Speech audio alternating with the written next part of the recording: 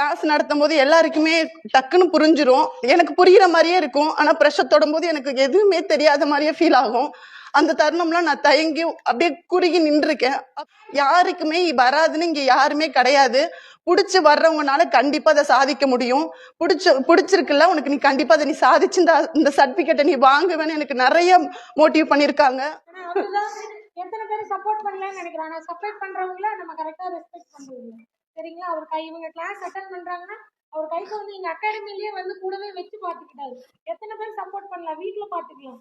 அதோட எங்க அகாடமிக்கே வந்து கை குழந்தைய வச்சு பாக்குறதுங்கிறது மிகப்பெரிய விஷயம். கண்டிப்பா அவர் எல்லாருக்கும் காட்டணும்.